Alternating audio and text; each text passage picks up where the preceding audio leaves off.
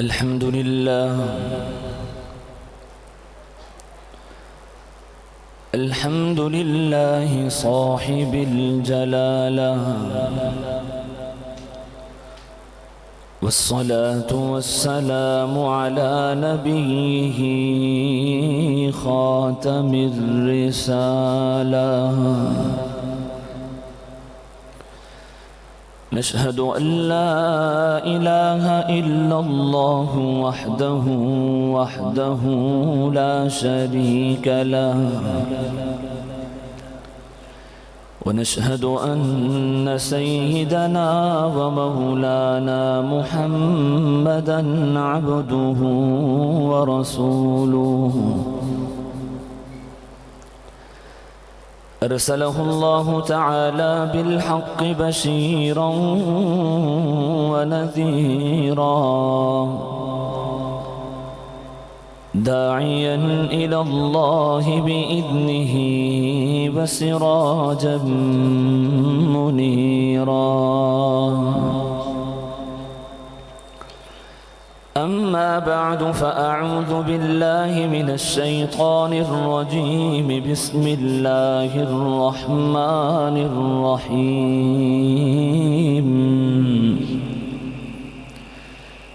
إنا أنزلناه في ليلة القدر، وما أدراك ما ليلة القدر. ليلة القدر خير من 1000 شهر. وقال الله تعالى: بسم الله الرحمن الرحيم. إنا أعطيناك الكوثر، فصل لربك وانحر، إن شانئك هو الأبتر. وقال النبي صلى الله عليه وسلم: الماهر بالقرآن مع السفرة الكرام البررة، والذي يقرأ القرآن ويتتأتأ فيه وهو عليه شاق له أجران. وقال سيدنا صلى الله عليه وسلم: التائب من الذنب كمن لا ذنب له. صدق الله وصدق رسوله النبي الكريم، ونحن على ذلك لمن الشاهدين والشاكرين، والحمد لله رب العالمين. تمام حضرات محبت کے ساتھ درود پاک پڑھیں. محمد مبارک وسلم وسلم یا رب صل وسلم دائما ابدا على حبیبک خیر الخلق. جزاکم اللہ. السلام علیکم ورحمۃ اللہ وبرکاتہ. سب سے پہلے گفتگو شروع کرنے سے پہلے حق تعالی جل شانہ کا کرم اور احسان اور آپ سب حضرات کا شکریہ کہ محبت بری یہ اہل عشق اہل دل کا مجمع ہے، اور پھر خصوصاً برادر محترم جامع المحاسن حضرت مولانا محمد جنید ہزاروی صاحب دامت برکاتہم العالیہ، ان کا بھی شکریہ کہ انہوں نے ہمیں پھر ایک دفعہ پھر دوبارہ ہمیں ملنے کی اور ایک دوسرے کی زیارت کرنے کی توفیق عطا فرماتی، اور ایک دفعہ پھر ملنے کا موقع عطا فرمایا، عنایت فرمایا. اور یہ ہمارے لیے انتہائی خوشی کا موقع ہے. ماشاءاللہ آج کے ہمارے اس مجلس کے مہمان خصوصی، اصل مہمان خصوصی جو ہیں استاد علماء شیخ الحدیث حضرت مولانا مفتی عبدالشکور صاحب دامت برکاتہم بھی تشریف لا چکے ہیں.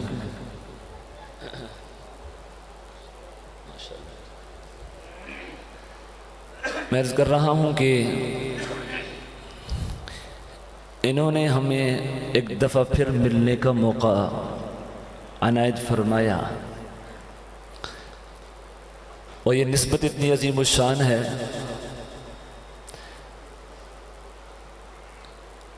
میرا اور آپ کا ملنا، ان حضرات کا ملنا صرف اور صرف دین کی نسبت سے ہے، اس وجہ سے ہے کہ ہمیں اللہ مل جائیں۔ ہم سب جو ملے ہیں اس وجہ سے ملے ہیں کہ ہمیں کون مل جائے؟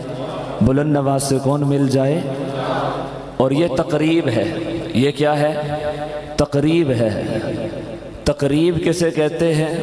حضرات اہل علم جلوہ افروز ہیں کہ تقریب یہ ہے کہ جہاں ایک دوسرے کے بندہ قریب ہوتا ہے اور قریب ہونے کے بعد اگلا نتیجہ ملتا ہے، تقریب اسے کہتے ہیں۔ میں اور آپ اور مہمان سب حضرات جمع ہوئے، اور جمع ہونے کے بعد ہمیں تلاش کس کی ہے؟ اپنے اللہ کی ہے۔ کس کی ہے؟ اور جب دو چار 10 لاکھ کی تک جتنے بھی مسلمان آپس میں جمع ہوتے ہیں، نیت یہ ہوتی ہے کہ ہمیں کون ملے؟ وہ تقریب ہوتی ہے۔ اور جہاں لوگ آپس میں جمع ہوں، جمع ہونے کے بعد پھر وہاں فضول اور ایسے بے حیائی کے سلسلے ہوں، گناہ اور اوامر نہیں بلکہ منہیات کو کیا جا رہا ہو، گناہ کے سلسلے ہوں، تو وہ تقریب نہیں ہوتی بلکہ تخریب ہوتی ہے۔ اور ہمارے بڑوں میں ہمارے حضرت جی مسعودی دامت برکاتہ العالیہ وہ فرماتے ہیں اس دور میں امت کے اندر تقریبات منعقد کرنے کی تو ضرورت ہے، لیکن تخریبات کی بالکل اجازت نہیں دی جا سکتی ہے، اس لیے کہ تخریب کاری منع ہے۔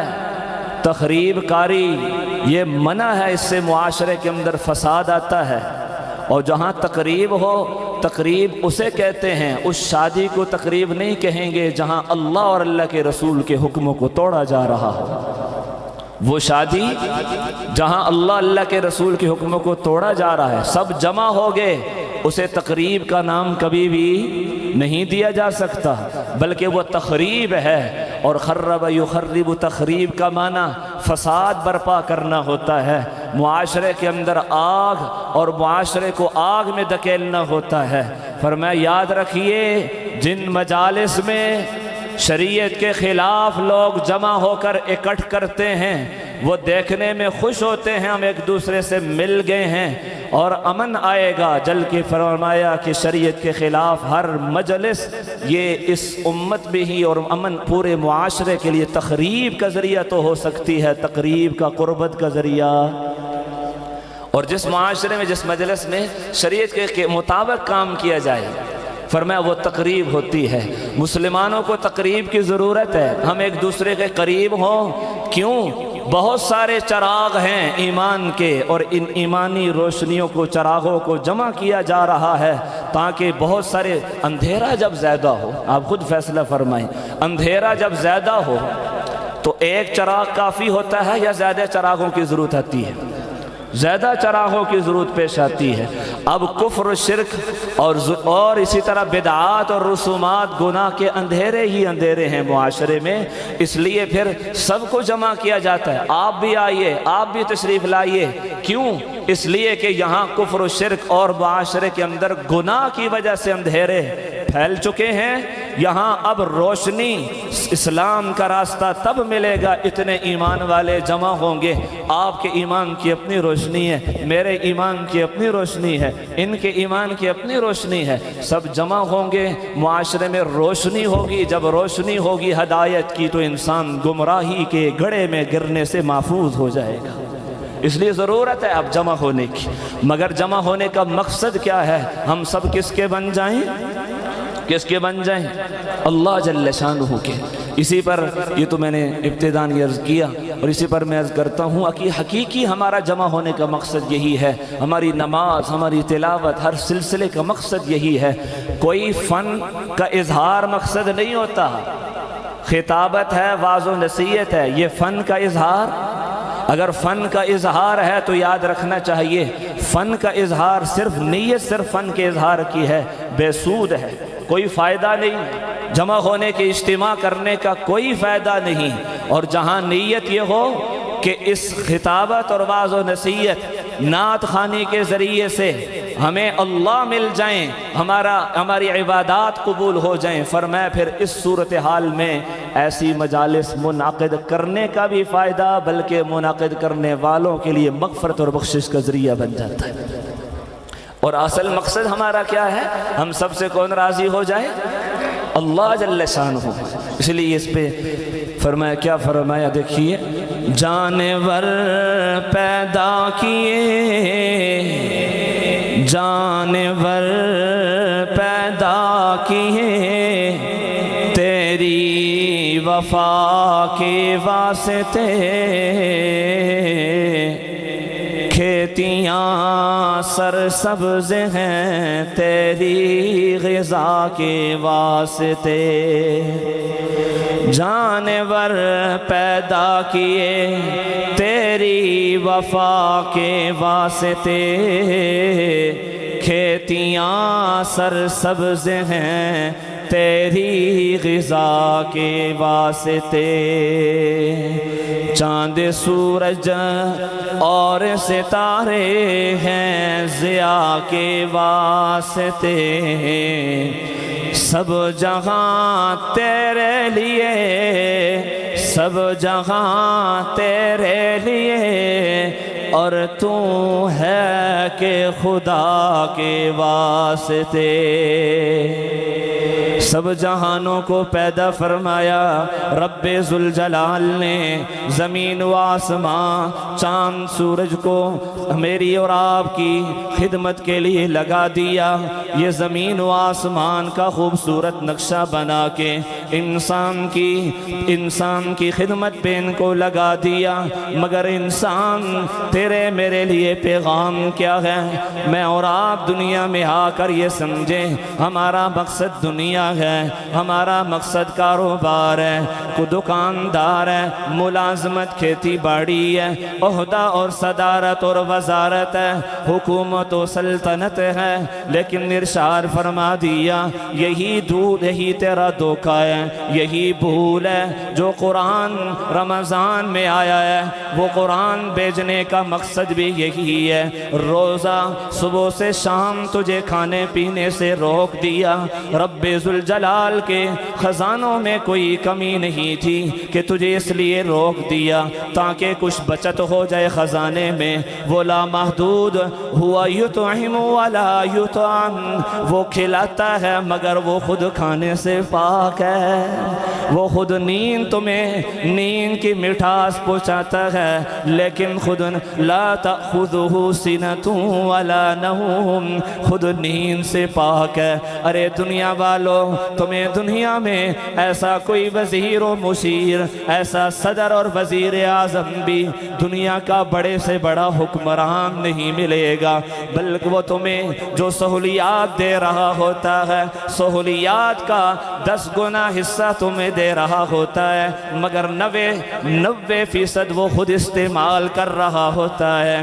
تمہیں جس رب کے سامنے جبین نیاز جھکانے کا رب ذوالجلال نے حکم دیا، مسلمانوں خوش ہو جاؤ، جس رب سے تمہاری نسبت جڑ گئی ہے وہ اتنا بے نیاز ہے، اتنا وہ بے نیاز ہے کہ خود وہ کھاتا نہیں ہے بلکہ تمہاری ضرورتوں کو یوں پورا کرتا ہے، سب کچھ تمہیں کھلا دیتا ہے، خود ضرورت سے پاک ہے، تمہاری ضرورتوں کو پورا کر رہا ہے، سارے جہاں کو تمہاری خدمت میں لگا دیا ہے، مگر ان کا مطالبہ صرف اور صرف یہ ہے، اے انسان یہ سب کچھ تیرے لیے ہم نے پیدا کیا ہے۔ قرآن پاک کا مقصد بھی یہی ہے، تیرا میرا رشتہ جڑ جائے۔ قرآن اس لیے نازل فرمایا، انبیاء دنیا میں اس لیے تشریف لائے، حضرات صحابہ کرام جب بھی دعوت دینے جاتے، پیغام سنانے جاتے، یہی پیغام دیتے، ہم آئے نہیں ہیں، ہمیں بھیجا گیا ہے، کیوں آئے ہو، وجہ کیا ہے، مقصد کیا ہے، ہدف کیا ہے؟ لنخرج العباد من عبادت العباد الى عبادت رب العباد۔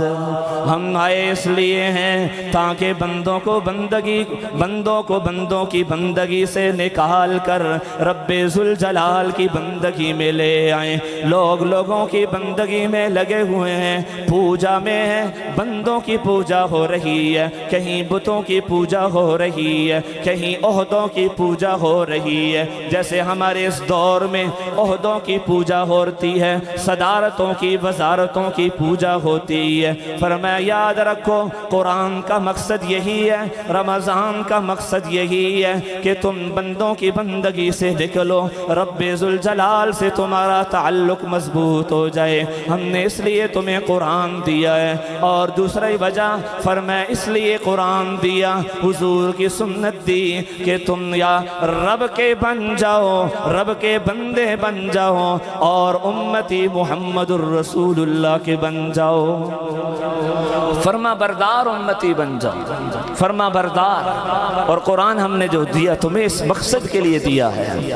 اور ارشاد فرمایا کہ یہ جو ہم نے تمہیں قرآن پاک کی نسبت دی ہے، یہ رمضان اور قرآن، سیدنا حضرت علی المرتضیٰ کرم اللہ وجہہ وہ بھی ارشاد فرماتے ہیں، فرمایا کہ قرآن اور رمضان حق تعالیٰ نے جو انسان و مسلمانوں کو دیا، رمضان اور قرآن کے مل جانے کے بعد اگر کوئی مسلمان یہ کہے کہ رب مجھے جہنم میں پھینکیں گے، میں جہنم میں جاؤں گا، فرمایا مجھ علی کو اس کا یہ جملہ مجھے اس کی وجہ سمجھ نہیں آتی کہ یہ کس وجہ سے یہ کہہ رہا ہے۔ جب رمضان آ گیا اور قرآن حق تعالیٰ نے دے دیا، دونوں دیے ہی اس لیے کہ اللہ تجھے مجھے جہنم سے بچانا چاہتے ہیں، اسی لیے تو رمضان دیا، اسی لیے تو قرآن دیا۔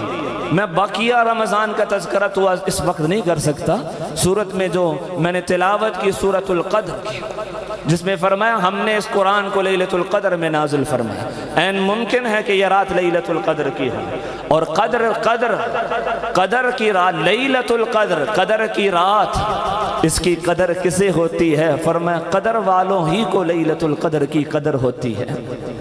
اور ہمارے بزرگ فرمانے لگے من لم يعرف لیلۃ اليوم لم يعرف لیلۃ القدر۔ یہ اصول یاد رکھنے کی ضرورت ہے، جسے ہر روز یومیہ طور پر ربیع الاول، محرم، سفر کے مہینوں کے عام دنوں کی رات کی جس کے پاس قدر نہیں ہے، جو اس رات میں رب کو راضی نہیں کرتا ہے، لیلۃ القدر میں حق تعالیٰ اسے اپنے سامنے جبین نیاز ہونے کی سعادت نہیں عطا فرماتے۔ اس لیے یومیہ ہر رات کی قدر ضروری ہے، ہر رات کی قدر، مسلمان کی ساری راتیں قدر والی ہوتی ہیں، مگر لیلۃ القدر کی اپنی شان ہے۔ اور آپ علیہ السلام کے سامنے ذکر کیا گیا بنی اسرائیل کے لوگوں کا، اتنی بڑی بڑی ان کی عمریں ہیں، اور اتنے عرصے میں انہوں نے 70-80 سال، اتنے سال میں ذرہ برابر گناہ نہیں کیا۔ آپ علیہ السلام پریشان ہوئے کہ ربا میری اس امت کی جو عمریں ہیں وہ اوسطاً اعمار امتی ما بین 60 الی 70، وہ تو 60 سے 70 سال عمریں، یہ کیسے ان کا مقابلہ کریں گی؟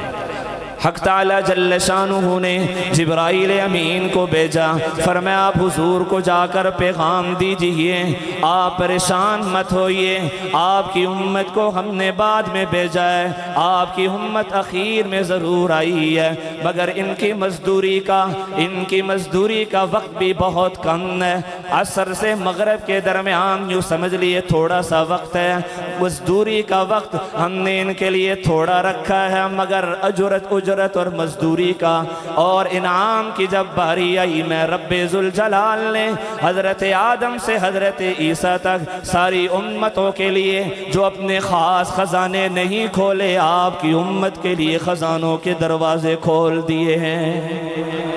اور ارشاد فرمایا جو اس لیلۃ القدر میں رب ذوالجلال کو راضی کر لیتا ہے اور عبادت کرتا ہے، شرک سے محفوظ رہتا ہے، کینے سے محفوظ رہتا ہے اور شراب سے محفوظ رہتا ہے، والدین کی نافرمانی سے محفوظ رہتا ہے۔ فرمایا یہ بنیادی گناہوں سے جو بچ جاتا ہے، پھر سنیے فرمایا وہ ایک رات میں رب ذوالجلال کو راضی کرے گا آپ کا امتی، اس کی نسبت چونکہ آپ کے ساتھ ہو گئی ہے، اس لیے ایک رات راضی کرنا اس کا، وہ حق تعالی جل شانہ کی عبادت کرے گا، ایک رات عبادت میں گزارنا آپ کی امتی کا کام ہے۔ نبی جی پریشان مت ہوئیے، 1000 مہینوں کا ثواب اس کے نام اعمال میں لکھ دوں گا۔ اس لیے فرمایا آپ پریشان نہ ہو جائیے، آپ کی امت کے لیے ہم نے بڑا پیکیج رکھا ہے۔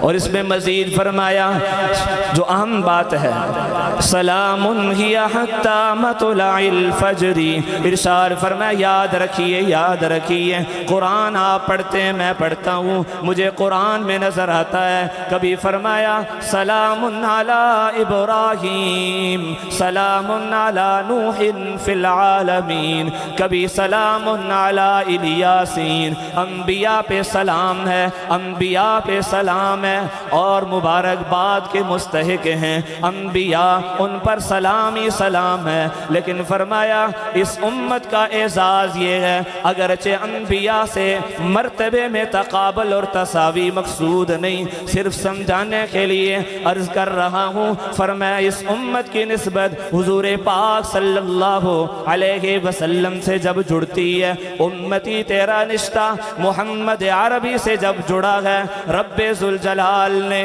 سابقہ امتوں میں سے کسی امت کے لیے سلام خود نازل نہیں فرمایا، نبیوں کو سلام آیا کرتے تھے، سلام ہی حتی مطلع الفجر، آیت پڑھ اور حضور کی نسبت کی لاج رکھنا شروع کر دے، رب ذوالجلال کے کرم کے سامنے جبین نیاز جھکا دے، اے لیلۃ القدر میں رب کو راضی کرنے والے، تجھے نبی ولی صحابی کا نہیں تیرے خالق اور مالک کا اسی رات میں سلام آ جاتا ہے، تو اللہ کی سلامتی کا سلام کا مستحق بن جاتا ہے۔ اس لیے اس رات میں عبادت کرنے کا ایک لیلۃ القدر میں یہ تاثیر ہے، اس لیے اپنے جو دن باقی ہیں ان میں ہم خوب اہتمام کریں، جو خطبے میں نے آیات پڑھی، پہلا میرا پیغام یہ ہے کہ ہم ان راتوں کی خوب قدردانی کریں، اور دوسرا پیغام چونکہ مختصر ہے، دوسرا پیغام جو انا اعطیناک الکوثر سورت میں نے تلاوت کی،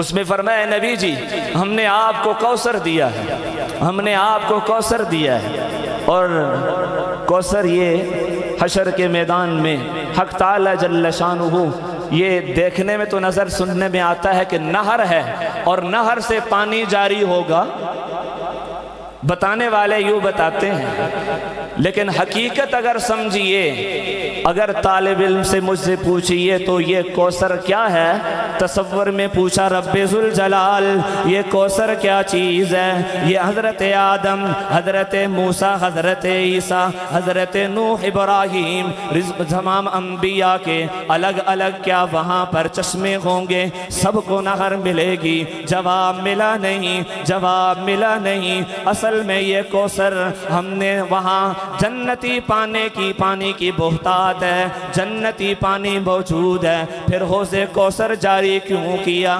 ارشاد فرمایا کوثر کا پانی جاری کر کے دراصل بتانا مقصود یہ ہوگا کہ جس طرح محمد الرسول اللہ صلی اللہ علیہ وسلم اپنی نبوت و رسالت میں، اپنے معجزوں میں، اپنی کتاب میں سارے نبیوں پہ فضیلت حاصل کیے ہوئے ہیں، اسی طرح جہاں حشر کے میدان سجے گا رب ذوالجلال حضور کی فضیلت کو وہاں بھی 4 چاند لگا دیں گے، تمام انبیاء موجود ہوں گے، لیکن کسی کو ایسا حوض کوثر نہیں ملے گا جو حضور پاک صلی اللہ علیہ وسلم کو عطا فرمایا، اور بتا دیا کہ حشر کے میدان میں بھی ہم اپنے نبی امام انبیاء کی شان اور عظمت کا اظہار کریں گے، ان کی امت کو بھی اسی طرح ہم اعزاز و پروٹوکول نصیب کریں گے۔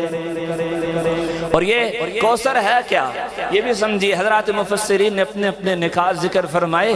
ایک ذکر یہ فرمایا ارشاد فرمایا یہ جو کوثر ہے نا، کوثر دیکھنے میں پانی، دیکھنے میں یہ کیا ہے؟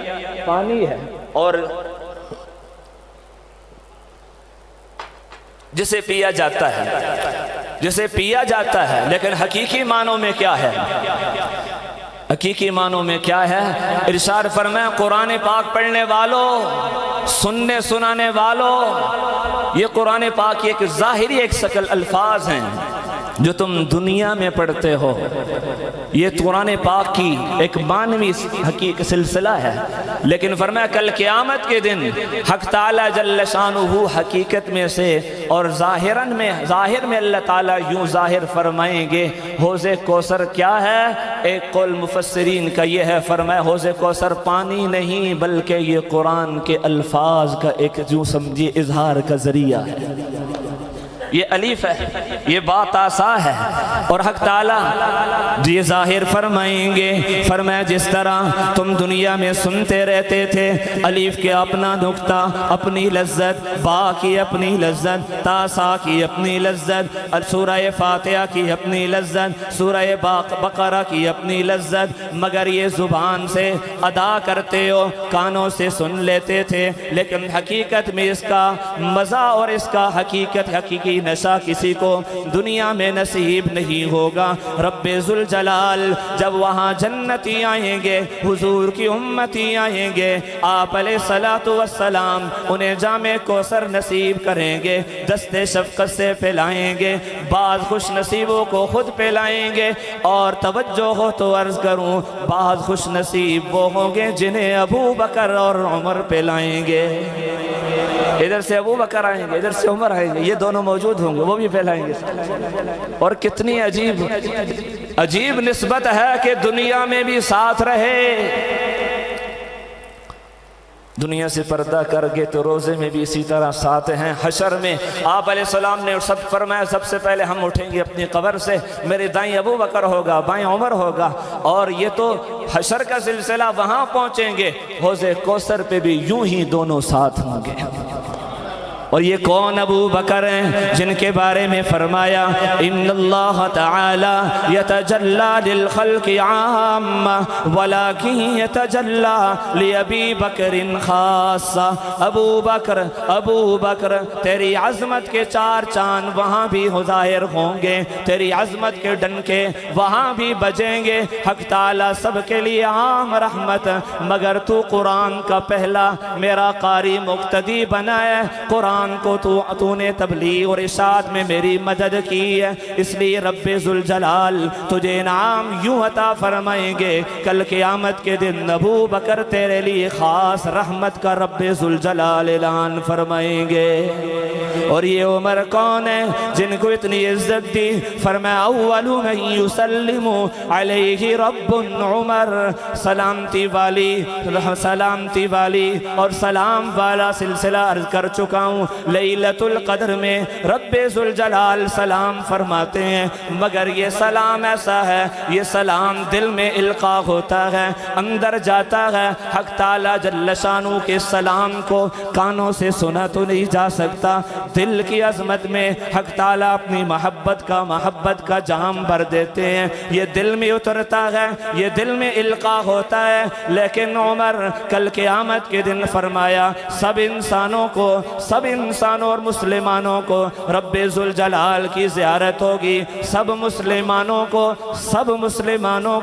رب ذوالجلال کی زیارت ہوگی، اور رب سے سلام بھی کریں گے، دیدار بھی کریں گے، سلام بھی کریں گے۔ لیکن عمر تیری شان بڑی عظیم الشان ہے، تیری شان بڑی نرالی ہے۔ فرمایا میرا عمر تو ساری انسانیت میں پہلا وہ آدمی ہوگا رب ذوالجلال کے دربار میں حاضر ہوگا، سب سے پہلے تجھے یہ اعزاز ہوگا، لوگ رب کو سلام کریں گے، عمر میرا آئے گا، رب میرا خود سب سے پہلے عمر کو سلام کرے گا۔ حق تعالیٰ یہ سلام ان کو کریں گے. اتنی عظمت اللہ تعالیٰ نے عطا فرمائی. تو وہ جام کوثر پہ لائیں گے. دعا فرمائے اللہ تعالیٰ ہم سب کو نصیب فرمائے. لیکن یہ جام کوثر ملے گا کس کس کو؟ یہ آج کی مجلس کا اہم ترین پیغام ہے، اور اس کو سمجھیں ہم اور دل دماغ بھی بٹھائیں. میں اس کی طرف اشارتاً صرف اشارہ کرتے ہوئے آگے بڑھوں گا اختصار کے ساتھ. اور وہ پہلا آدمی رب ذوالجلال وہ حوض کوثر آپ کسے نصیب فرمائیں گے؟ حضور کسے پلائیں گے؟ شیخین کسے پلائیں گے؟ یہ کس کو ملے گا؟ ارشاد فرمایا انا اعطیناک الکوثر. فرمایا مصلی پہ دنیا میں مولانا جنید جو قرآن سنا رہے تھے، دیکھنے میں قرآن پڑھ رہے ہیں. کل قیامت کے دن یہی قرآن پڑھنے والوں کو جام کوثر کی حقیقت اور جام پلایا جائے گا. جی حضرت آپ صرف قرآن نہیں پڑھ رہے، سورہ فاتحہ نہیں پڑھ رہے، بلکہ یہ حوض کوثر کا انتظام فرما رہے ہیں. قرآن پڑھنے والوں پہلا انعام قبر سے اٹھتے ہوئے بھی یہ نصیب ہوگا. پہلا انعام یہ نصیب ہوگا.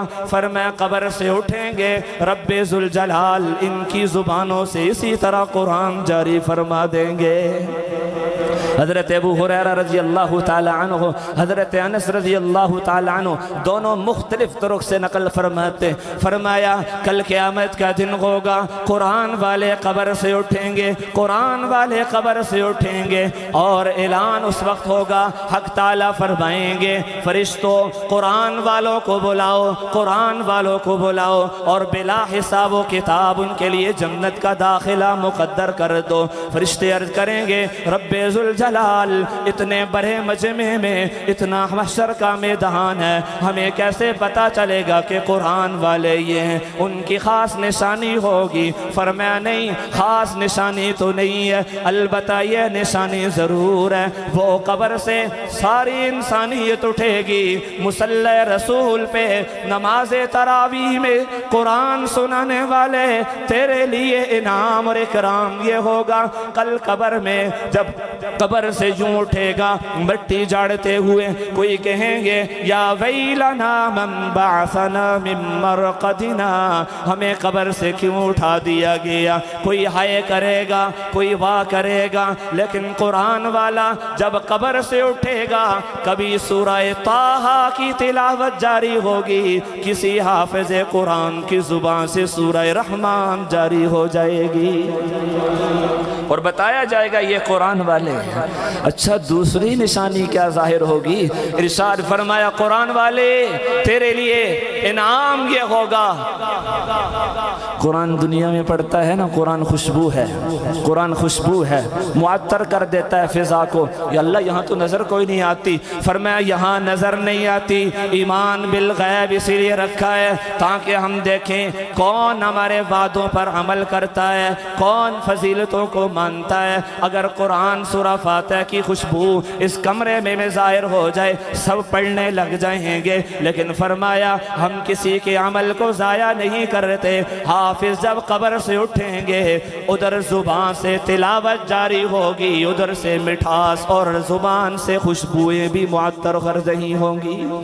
خوشبو جاری ہو جائے گی، قرآن والوں کی اپنی خوشبو ہوگی. اور فرمایا پھر حوض کوثر پہ ان کو لایا جائے گا. حق تعالیٰ انہیں حوض کوثر پہ لائیں گے. اس لیے پہلی وجہ جام کوثر سب کی ضرورت ہے کہ نہیں؟ سب کو ضرورت ہے کہ نہیں؟ اپنے نبی جی سے جتنی محبت ہوگی اتنی ان کے کوثر سے بھی محبت. آپ کو سب کو، ہم سب کو محبت ہے نا اپنے نبی علیہ السلام سے، اور یہ ازلی محبت ہے. اسی لیے تو کہا حب احمد، حب احمد ازل ہی سے سینے میں ہے، حب احمد ازل ہی سے سینے میں ہے.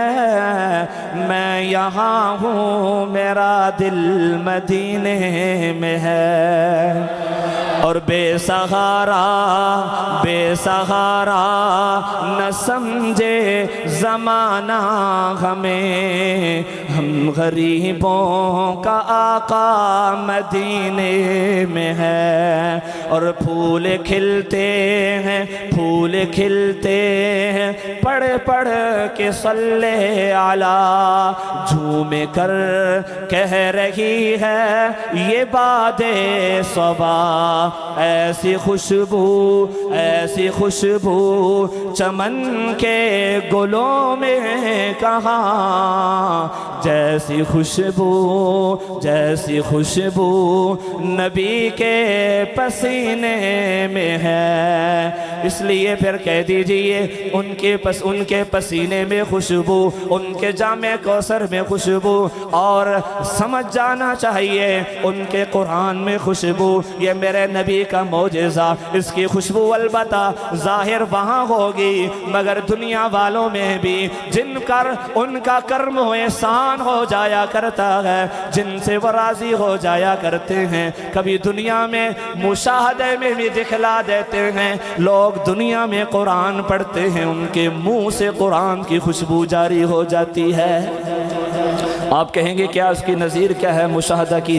امام عاصم قرات کے بڑے امام گزرے ہیں، تنہائی میں قرآن پڑھتے، قرآن پڑھ کے باہر مجمع جب تشریف لاتے، مجمع میں تشریف لاتے، منہ سے ایسی خوشبو، بات کرتے ہیں خوشبو، چلتے ہیں خوشبو، لوگ ان کی خوشبو کو سونگنے دور دور سے ان کی خدمت میں آتے۔ وہ خوشبو بازار کی خوشبو نہیں، اس خوشبو کی مثال اور نظیر کوئی نہیں، ملتی کوئی نہیں۔ معاشرہ سب لوگ جب سونگ کے اپنے قلوب و اذہان کو معطر کرتے گئے، بالآخر سوال کر لیا حضرت یہ خوشبو کہاں سے لاتے ہیں؟ ارشاد فرمایا یہ حقیقت میرے رب کے درمیان راز تھی، مگر تم سوال کرتے ہو تو جواب دے دیتا ہوں۔ فرمایا میں تنہائی میں جب بھی ہوتا ہوں رو کے رب ذوالجلال کا قرآن پڑھتا ہوں، محبت سے قرآن پڑھتا ہوں۔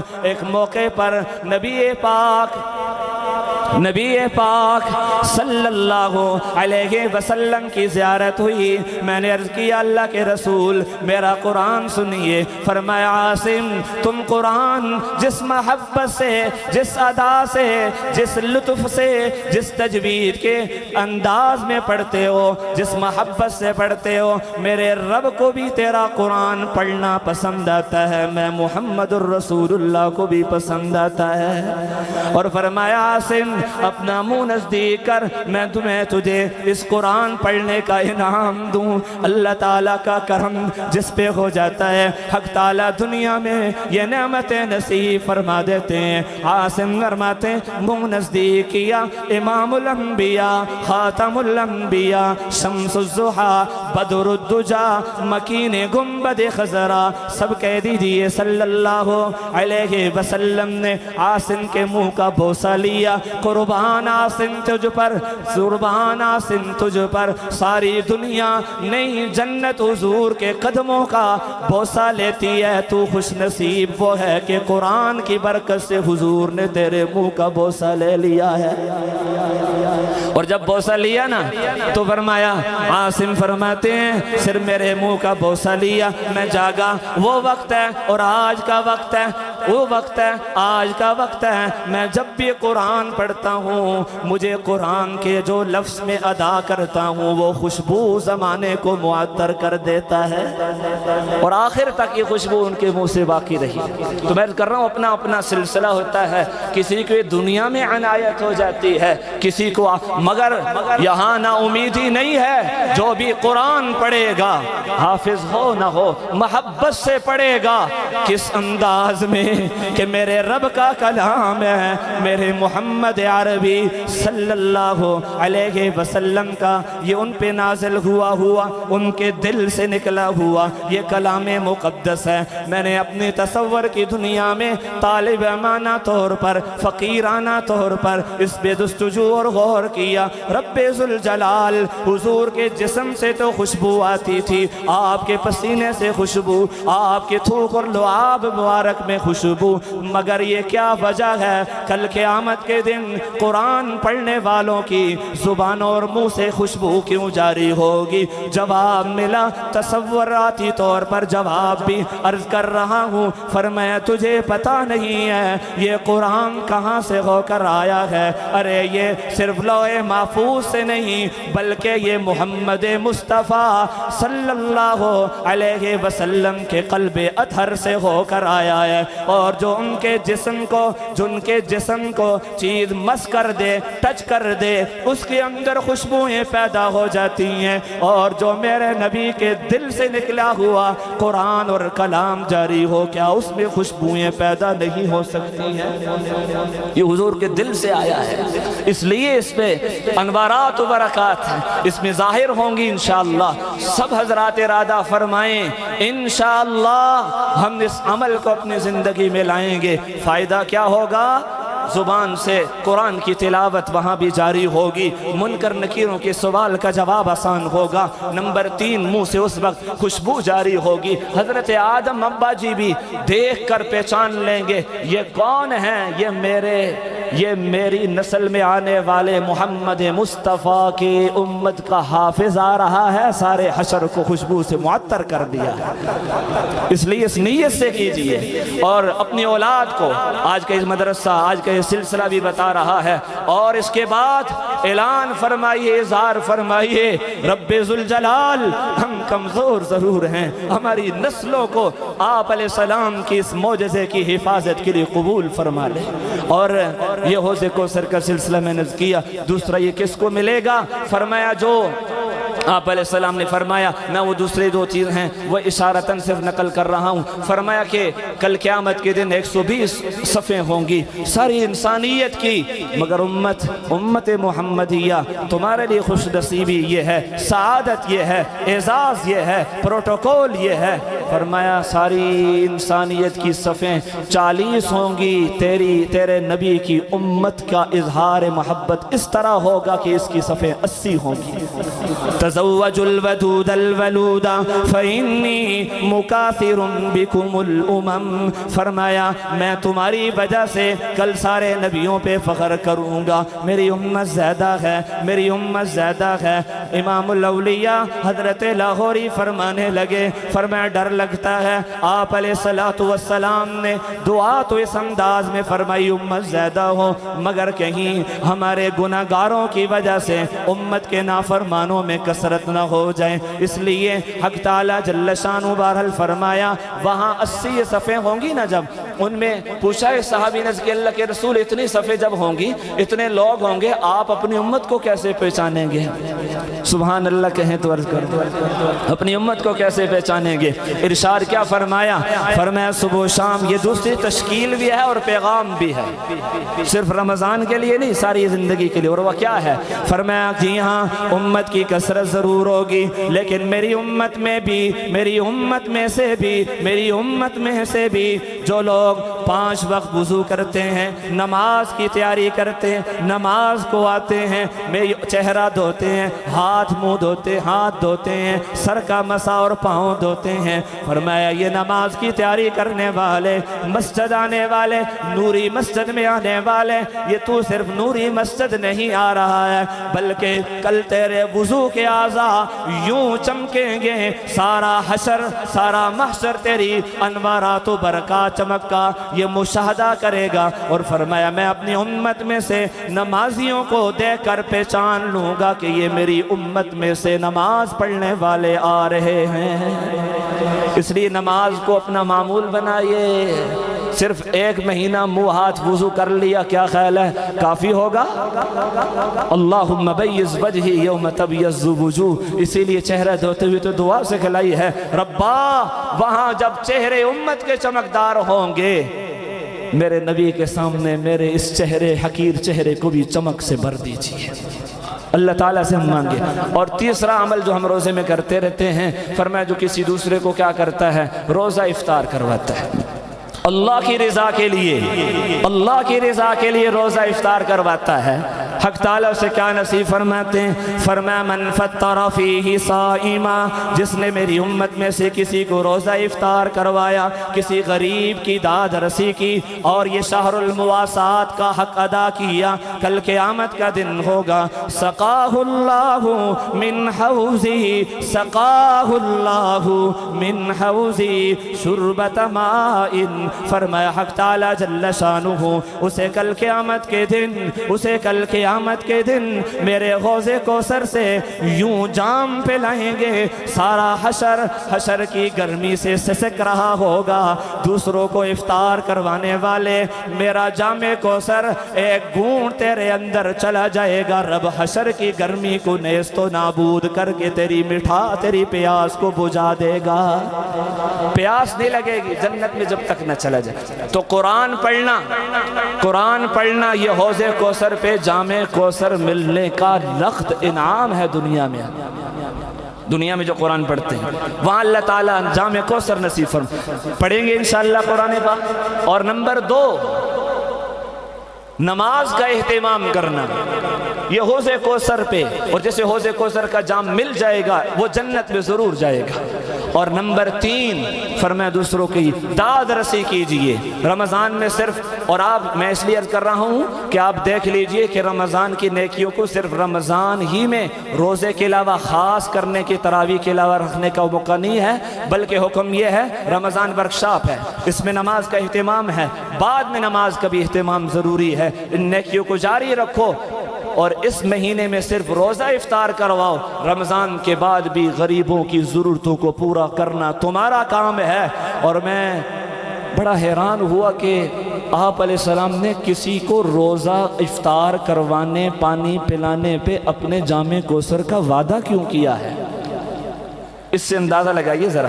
لوگ کہتے ہیں کہ ماں کی محبت ہوتی ہے، یا غور کیجئے امام الانبیاء صلی اللہ علیہ وسلم اور خود رب ذوالجلال امت سے اور اپنے بندوں سے اتنا پیار فرماتے، اتنا پیار، امت کا دکھ برداشت نہیں، رب کو اپنے بندے کا دکھ برداشت نہیں، اسی کل قیامت کے دن مجھے یوں نظر آتا ہے رب ذوالجلال اعلان فرمائیں گے، ارے میرے بندے میں پیاسا تھا مجھے پانی کیوں نہیں پلایا، بھوکا تھا مجھے کھانا کیوں نہیں کھلایا، ربا تو کھانے سے پاک ہے، تو خود کہتا ہے ہوا یطعم ولا یطعم، تجھے کھلایا نہیں جاتا۔ فرمایا جواب یہ دیا جائے گا میرا فلاں بندہ فلاں ضرورت کا مستحق تھا، وہ مستحق تھا اور وہ بھوکا اور پیاسا تھا، تم نے اسے کھانا نہیں کھلایا، پانی نہیں پلایا، اس کی ضرورت کو پورا نہیں کیا۔ اور فرمایا ارشاد عالی یہ ہوگا اگر تو دنیا میں فلاں میرے بندے کو کھانا کھلا دیتا، پانی پلا دیتا، یہ میں رب کے نزدیک اس کا اجر اور انعام، یہ نیکی اتنی بڑی ہے جیسے تو میں رب کو خود کھانا کھلا رہا ہے۔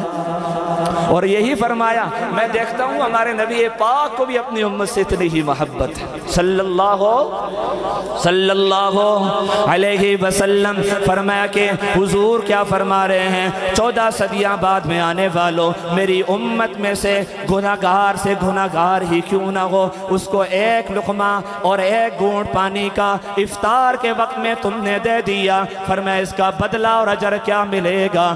بدلہ وہ آدمی خود نہیں دے گا، بدلے میں حضور نے یہ نہیں فرمایا کہ حق تعالیٰ ہی بدلہ دیں گے، بلکہ فرمایا رب ذوالجلال دیں گے، لیکن اللہ تعالیٰ میری امت کو یہ انعام اور اکرام اس انداز میں فرمائیں گے، اور میرے امتی اگر تم ایک دوسروں کی ضرورتوں کو پورا کرنا شروع کر دو گے، اس کا بدلہ تمہارا رب بھی عطا کرے گا، میں محمد مصطفیٰ بھی جام کوثر پلا کے عطا کر دوں گا۔ آپ علیہ علیہ السلام کو اپنی امت سے اتنا پیار ہے، اس لیے یاد رکھنے کی ضرورت یہ ہے کہ ہم ان چیزوں کو اپنی زندگی میں لائیں، ایک دوسرے کی امداد، ایک دوسرے کا تعلق، ایک دوسرے کا احترام۔ اور یہ بات یاد رکھنی چاہیے، لیلۃ القدر کی اس مبارک رات میں بھی اگر ہم وہ مسلمان، اب دیکھیے حق تعالیٰ کا اپنا حق یہ ہے کہ مشرک کی مغفرت نہیں فرماتے، مگر دوسری طرف یہ بھی تو دیکھیے، توجہ فرمائیے، دوسری طرف یہ بھی تو دیکھیے، کسی دوسرے مسلمان کا دل میں کینہ رکھنے والے کی بھی رب لیلۃ القدر میں مغفرت نہیں فرماتے۔